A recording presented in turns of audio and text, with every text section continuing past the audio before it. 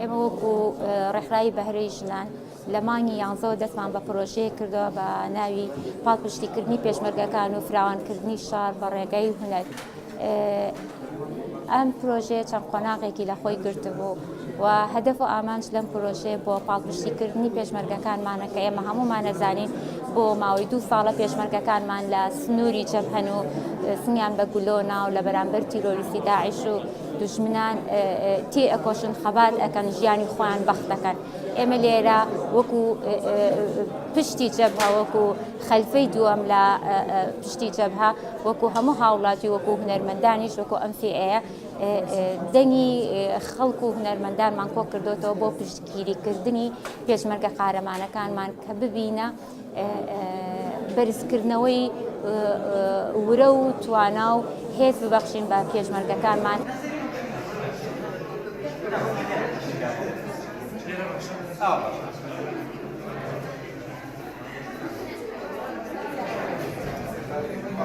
سەیری کارە هونەرەکانی پێشمەرگەکان بکە، سەیرێکی کارێکی سادەن بە حکمەوەیکە ئەوان نە بە شێوەیەکی ئەکادمی و نە بە شێوەیەکی هونەری فێر نەبوونە، بەڵام تەعبیریان لە ناخی خۆیان کردووە.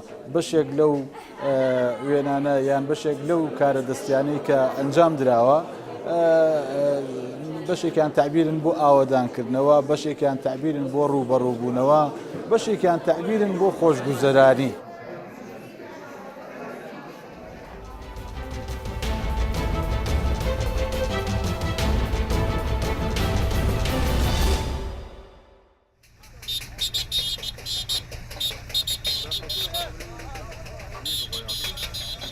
طبعا هذا السباق الوطني يضم أكثر من 4-5 محافظات بالمنطقة الجنوبية، واللي يضم أكثر من 10 نادي، واللي يتكون من أكثر من 8000 حمامة.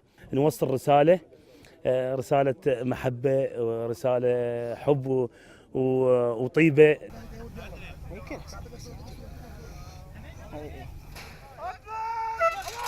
يلا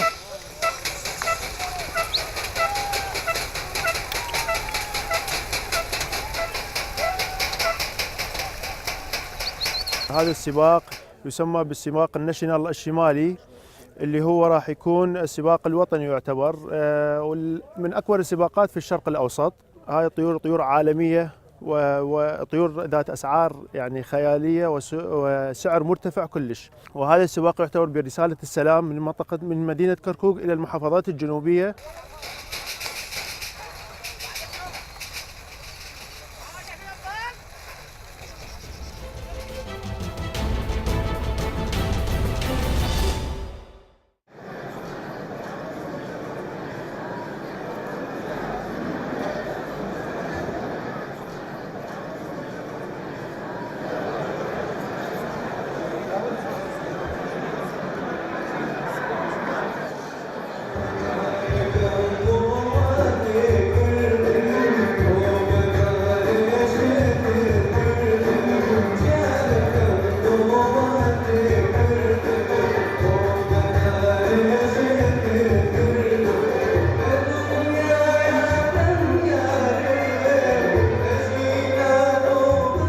قوتابخانەی گرنگن ئەو قوتابخانەیە بۆ پێگەیاندنی لاوان بۆ پێگەیاندنی قوتابیان بۆ ئەوەی نوکە قەڵەمەکانیان بێخنە سەر کاغەز بتوانن خزمەت بەگەڵی کوردستان و بە خاچی کوردستان بکەن.